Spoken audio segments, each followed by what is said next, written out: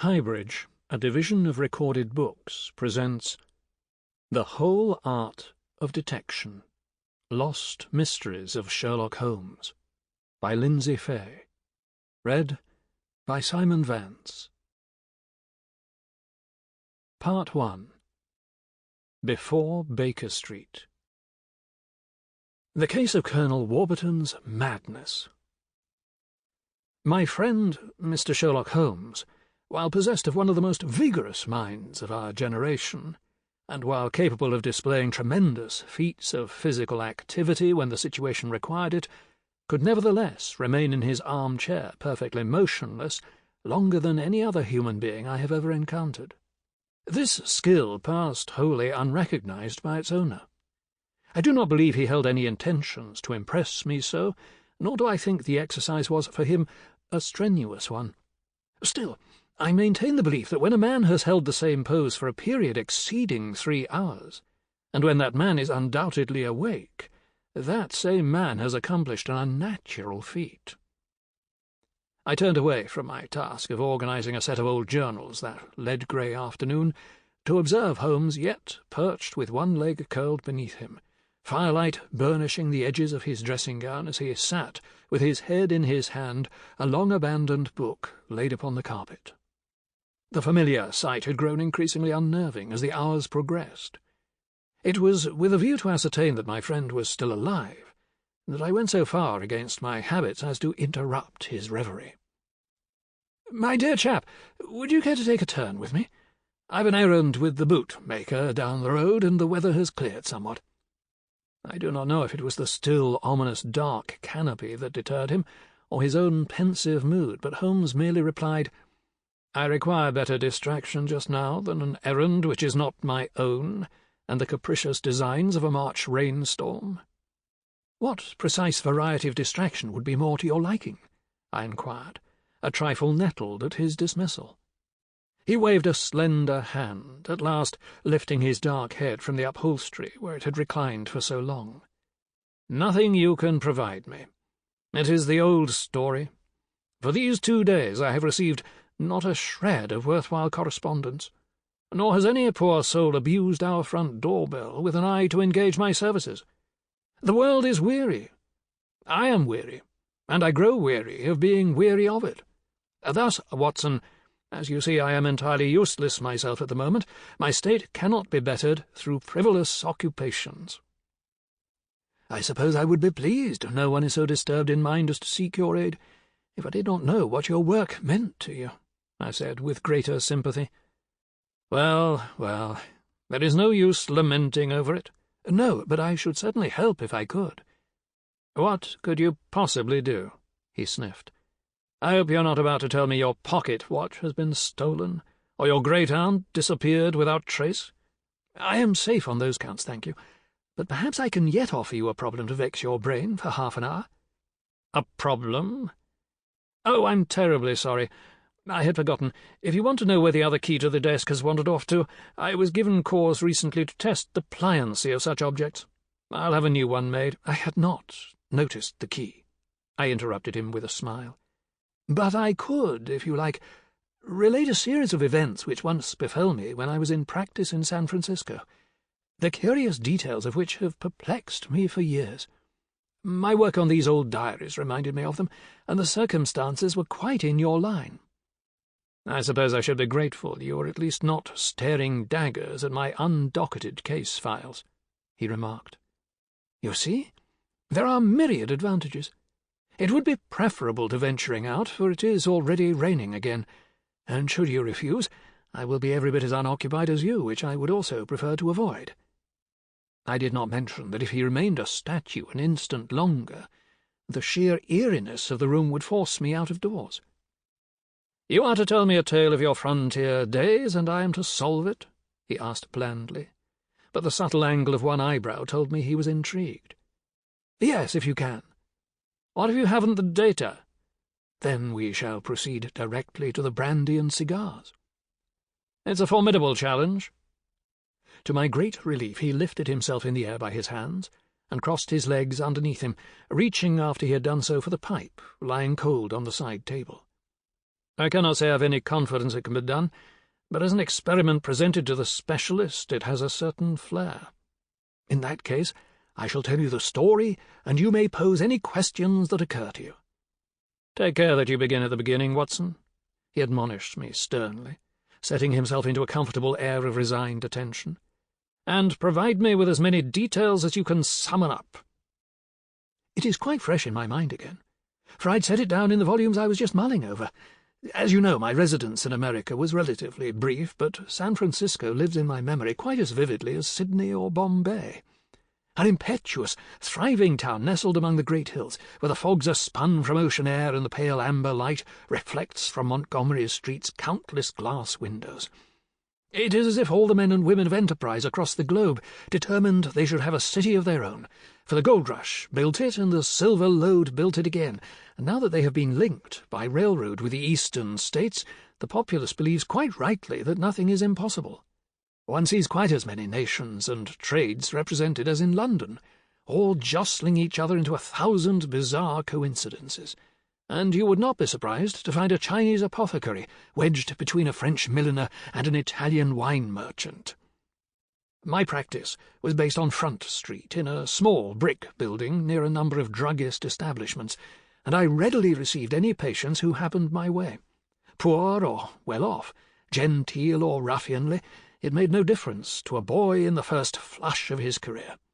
I'd no long-established references, and for that reason no great clientele, but it was impossible to feel small in that city, for they so prized hard work and optimism that I anticipated sudden successes lay every moment round the next corner. One hazy afternoon, as I'd no appointment and I could see the sun lighting up the masts of the ships in the bay, I decided I'd sat idle long enough and set out for a bit of exercise. It is one of San Francisco's peculiar characteristics that no matter in what direction one wanders, one must encounter a steep hill, for there are 7 of them, and within half an hour of walking aimlessly away from the water, I found myself striding up Nob Hill, staring in awe at the array of houses. Houses, in fact, is rather a misnomer. They call it Nob Hill because it is populated by mining and railroad nabobs, and the residences are like something from the reign of Ludwig II or Marie Antoinette. Many are larger than our landed estates, but all were built within 10 years of the time I arrived. I ambled past a Gothic near castle and a neoclassical mansion, only to spy an Italianate villa across the street, each making an effort to best all the others in stained glass, columns and turrets. The neighbourhood was a wealthy one, Holmes sighed, hopping out of his chair to pour 2 glasses of claret. And you would doubtless have found that section of town appalling. As he handed me a wine-glass, I smiled at the thought of my bohemian friend eyeing those pleasure domes with cool distaste. There would have been others more to your liking, I think. Nevertheless, the villa was a marvel of architecture, and as I neared the crest of the hill, I stopped to take in the view of the Pacific. Standing there, watching the sun glow orange over the waves, I heard a door fly open, and turned to see an old man hobbling frantically down a manicured path leading to the street. The mansion he'd exited was built more discreetly than most, vaguely Grecian and painted white. He was very tall, quite as tall as you, my dear fellow, but with shoulders like an ox. He was dressed in a decades-old military uniform with a tattered blue coat over his grey trousers and a broad red tie and cloth belt, his silvery hair standing out from his head as if he'd just stepped from the thick of battle. Although he cut an extraordinary figure, I would not have paid him much mind in that mad metropolis had not a young lady rushed after him in pursuit, crying out, "Uncle, stop, please! You mustn't go, I beg of you!" The man she'd addressed as her uncle gained the curb not 10 feet from where I stood, and then all at once collapsed onto the pavement, his chest no longer heaving, and the leg which had limped crumpled underneath him. I rushed to his side. He breathed, but shallowly. From my closer vantage point I could see that one of his limbs was false, and that it had come loose from its leather straps, causing his fall. The girl reached us not 10 seconds later, gasping for breath, even as she made a valiant effort to prevent her eyes from tearing.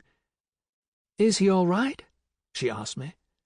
"I think so," I replied, "but I prefer to be certain. I am a doctor and would be happy to examine him more carefully indoors. I cannot tell you how grateful we would be.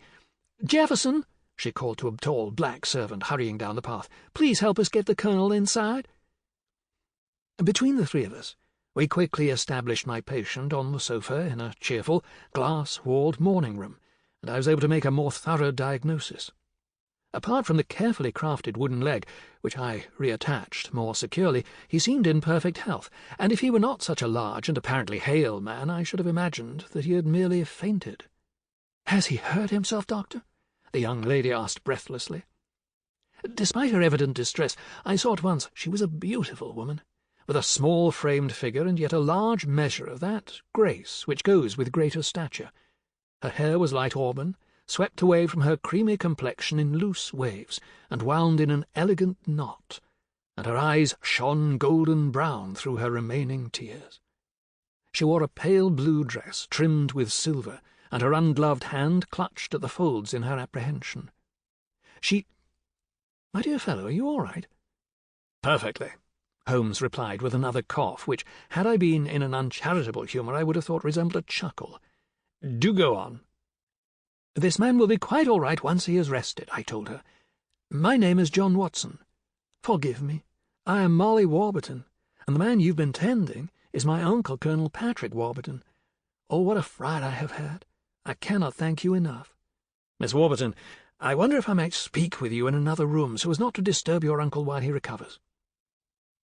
She led me across the hall into another tastefully appointed parlour, this one decorated with paintings of desert landscapes I thought must have depicted the American South, and fell exhaustedly into a chair.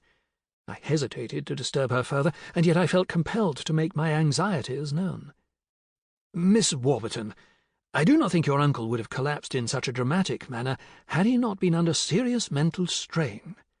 Has anything occurred recently which might have upset him?" "Dr. Watson, you have stumbled upon a family embarrassment," she said softly. "My uncle's mental state has been precarious for some time now, and I fear recently he has taken a great turn for the worse." "I am sorry to hear it." "The story takes some little time in telling, but I will ring for tea, and you will know all about it. First of all, Mr. Watson, I live here with my brother Charles and my uncle the Colonel. Apart from Uncle Patrick, Charles and I have no living relatives, and we are very grateful to him for his generosity. Uncle made a great fortune in shipping during the early days of California statehood. My brother is making his start in the photography business, and I am unmarried, so living with the Colonel is for the moment a very comfortable situation. You must know that my uncle was a firebrand in his youth, and saw a great deal of war as a settler in Texas before that region was counted among the United States. The pitched fighting between the Texians, that is, the Anglo-settlers, and the Tejanos, so moved him that he joined the Texas Army under Sam Houston, and was decorated several times for his valor on the field, notably at the Battle of San Jacinto. Later, when the war between the states began, he was a commander for the Union, and lost his leg during the siege of Petersburg. Forgive me if I bore you." "Not at all. From your voice, I do not think you are a natural-born American," she added with a smile. "Your story greatly interests me. Is that his old Texas uniform he wore today?" I asked. "Yes, it is," she replied as a flicker of pain distorted her pretty face. "He has been costuming himself like that with greater and greater frequency. The affliction, for I do not know what else to call it, began several weeks ago. Indeed, I believe the first symptom took place when he changed his will." "How so? Was it a material alteration?" "Charlie and I have been the sole beneficiaries," she replied, gripping a handkerchief tightly. "But now his entire fortune will be distributed amongst various war charities, Texas War for Independence charities, Civil War charities. He's obsessed with war." She choked, and then hid her face in her hands. I was already moved by her story, Holmes, but the oddity of the Colonel's condition intrigued me still further. "What are his other symptoms?" I queried, when she had recovered herself. "After he changed his will, he began seeing the most terrible visions in the dark. Dr. Watson, he claims in truly passionate language that he is haunted. He swears he saw a fearsome Tahano with a pistol and a whip threatening a white woman, and on another occasion he witnessed the same apparition using a bayonet to slaughter one of Houston's men. That is what so upset him, for only this morning he insisted he saw a murderous band of ghosts brandishing swords and torches with the identical Tahano at their head. My brother believes that we have a duty as his family to remain and care for him, but I confess Uncle frightens me at times. If we abandoned him, he would have no one save his old manservant. Sam Jefferson served the colonel for many years, as far back as Texas, I believe, and when my uncle built this house, Jefferson became the head butler." She was interrupted in her narrative as the door opened and the man I knew at once to be her brother stepped in. He had the same light brown eyes as she and fine features which twisted into a question at the sight of me. "Hello, Molly. Who is this gentleman?" "Charlie, it was horrible," she cried, running to him. "Uncle Patrick tore out of the house and collapsed. This is Dr. John Watson. He has been so helpful and sympathetic that I was telling him all about Uncle's condition." Charles Warburton shook my hand readily. "Very sorry to have troubled you, Doctor, but as you can see, we are in something of a mess. If Uncle Patrick grows any worse, I hate to think what—" Just then a great roar echoed from the morning-room, followed by a shattering crash. The three of us rushed into the hallway and found Colonel Warburton staring wildly about him, a vase broken into shards at his feet. "I left this house once," he swore, "and by the devil I will do it again. It's full of vengeful spirits, and I will see you all in hell for keeping me here." The niece and nephew did their utmost to calm the colonel, but he grew even more enraged at the sight of them. In fact, he was so violently agitated that only Sam Jefferson could coax him, with my help, toward his bedroom, and once we had reached it, the colonel slammed the door shut in the faces of his kinfolk. By sheer good fortune, after some cajoling, I persuaded him to take a sedative, and when he fell back in a daze on his bed, I stood up and looked about me. His room was quite Spartan, with hardly anything on the white walls, in a simple style I supposed was a relic of his days in Texas. I have told you that the remainder of the house also reflected his disdain for frippery. The wall-facing bed rested under a pleasant open window, and as it was on the ground floor, one could look directly out at the gardens after turning about and blinking oneself awake. I had turned to rejoin my hosts when Sam Jefferson cleared his throat behind me. "You believe he'll be all right, sir?" He spoke with the slow, deep tones of a man born on the other side of the Mississippi. I had not noticed it before, but a thick knot of scarring ran across his dark temple, which led me to believe he had done quite as much fighting in his youth as his employer, or, worse, been somehow brutalized during the period before the harrowing conflict which ripped the nation asunder to end the slave trade. "I hope he will recover from his present attack quite soon, but his family would do well to consult a specialist," I replied. "He is on the brink of a nervous collapse." "Was the colonel so fanciful in his younger days?" "I don't rightly know about fanciful, sir. He's as superstitious a man as ever I knew, and more feared of spirits than most. Always has been. But, sir, I got a mind to tell you something else about these spells the colonel been having." "Yes?" "Only this, Doctor," and his low voice sank to a whisper. "That first time as he had a vision, I set it down for a dream. Mr. Patrick's always been more keen on the bogeymen than I have, sir, and I paid it no mind. But after the second bad spell, the one where he saw the Tahano stabbing the soldier, he went and showed me something that he didn't show the others." "What was it?" He walked over to where the colonel now slept and pointed at a gash in the old uniform's breast, where the garment had been carefully mended. "The day Mr. Patrick told me about that dream was the same day I mended this here hole in his shirt. Thought himself crazy, he did, and I can't say as I blame him, because this hole is in exactly the spot where he dreamed the Tahano stabbed the Texian the night before. What do you think of that, sir?" "I've no idea what to think of it," I replied. "It is most peculiar, but surely it must prove to be a coincidence." "Then there's this third vision," he went on patiently, "the one he had last night. Says he saw a band of 'em with torches marching toward him like a pack of demons. I don't know about that, but I sure know that yesterday morning, when I went to start the fire in the library, half our kindling was missing. Clean gone, sir. Didn't make much of it at the time, but this puts it in another light." Sherlock Holmes, who had changed postures a gratifying number of times during my account, rubbed his long hands together avidly before clapping them. "It's splendid, my dear fellow, positively first class. The room was very bare indeed, you say?" "Yes, even in the midst of wealth he lived like a soldier." "I don't suppose you can tell me what you saw outside the window?"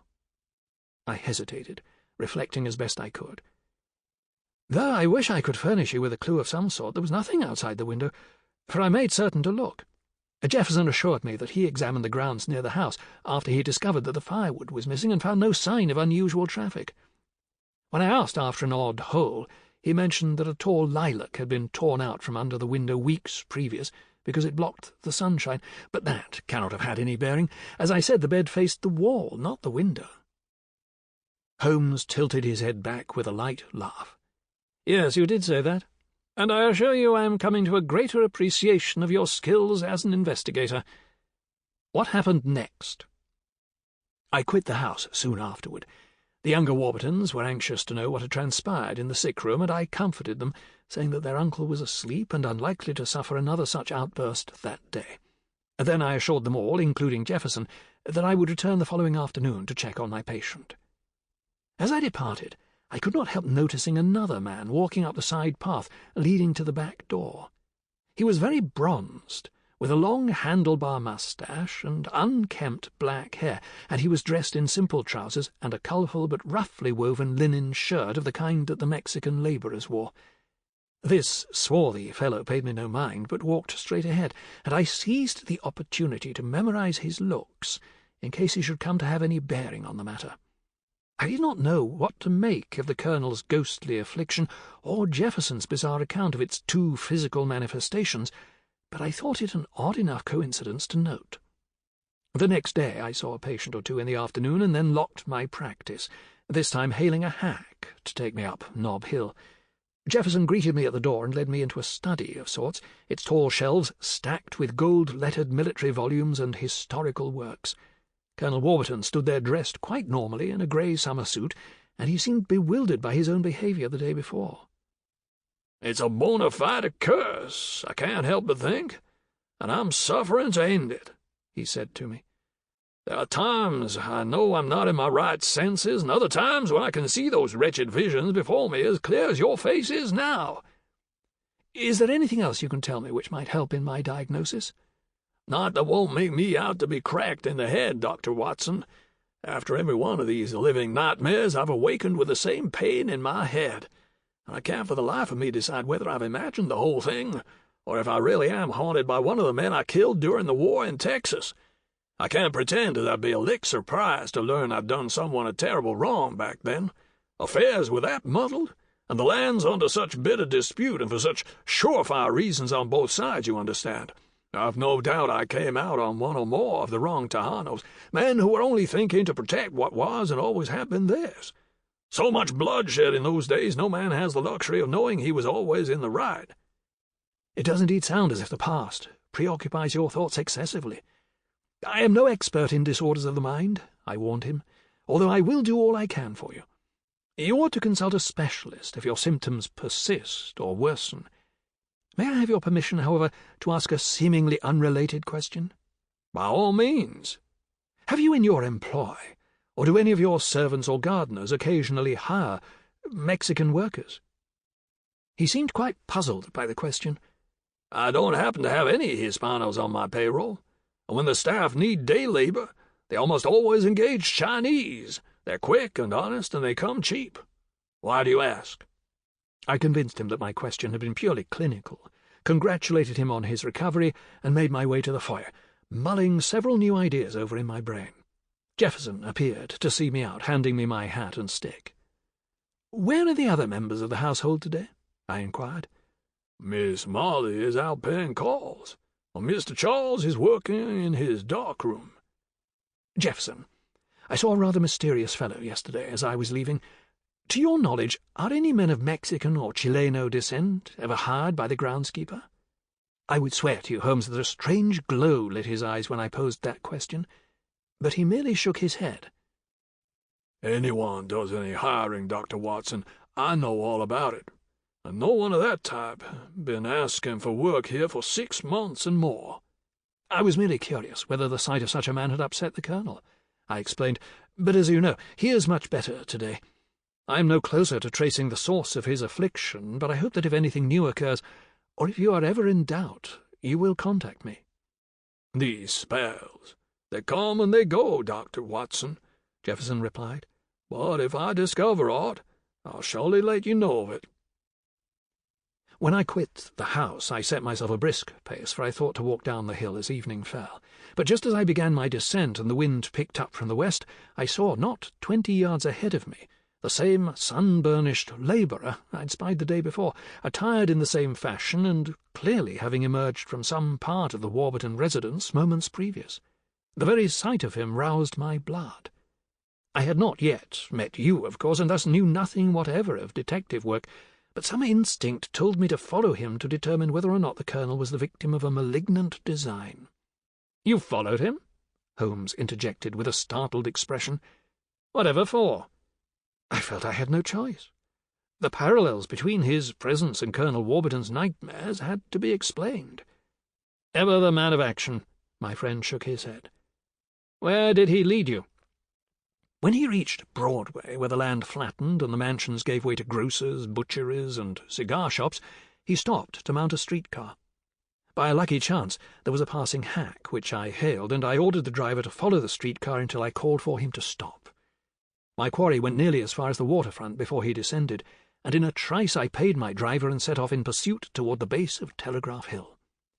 During the gold rush days, the ocean-facing slope had been a tent colony of Chilenos and Peruanos. That settlement intermixed with the lowest hell of them all on its eastern flank, Sydney Town, where the escaped Australian convicts and ticket-of-leave men ran the vilest public houses imaginable. It is a matter of historical record that the fierce grizzly employed a live bear chained outside its door. "I have heard of that district," Holmes declared keenly. "The whole of it is known as the Barbary Coast, is it not? I confess I should have liked to see it in its prime, although there are any number of streets in London I can visit should I wish to take my life in my hands. You did not yourself encounter any wild beasts?" "Not in the strictest sense. But inside of 10 minutes I found myself passing gin palaces that could have rivaled St. Giles for depravity. The gaslights appeared sickly and meagre, and riotous men stumbled from one red-curtained den of thieves to the next, either losing their money willingly by gambling it away, or drinking from the wrong glass only to find themselves propped insensate in an alley the next morning without a cent to their name. At one point I thought I had lost sight of him, for a drayman's cart came between us, and at the same moment he ducked into one of the deadfalls. I soon ascertained where he had gone, however, and after a moment's hesitation entered the place myself. Dull light shone from cheap tallow candles and ancient kerosene lamps with dark purple shades. Losing no time, I approached the man and asked if I could speak with him. He stared at me silently, his dark eyes narrowed into slits. At last he signalled the barman for a second drink and handed me a small glass of clear liquor. I thanked him, but he remained dumb. "Do you speak English?" I inquired finally. He grinned and, with an easy motion of his wrist, flicked back his drink and set the empty glass on the bar. "I speak it as well as you, senor. My name is Juan Portillo. What do you want?" "I want to know why you visited the Warburton residence yesterday and again this afternoon." His smile broadened even further. "Ah, now I understand. You follow me?" "There have been suspicious events at that house, ones which I have reason to believe may concern you." "I know nothing of suspicious events. They hired me to do a job and to be quiet. So I am quiet." "I must warn you that if you attempt to harm the Colonel in any way, you will answer for it to me." He nodded at me coldly, still smiling. "Finish your drink, senor, and then I will show you something." I had seen the saloon-keeper pour my liquor, from the same bottle as his, and thus could not object to drinking it. The stuff was as strong as gin, but warmer, and left a fire. Sample complete. Ready to continue?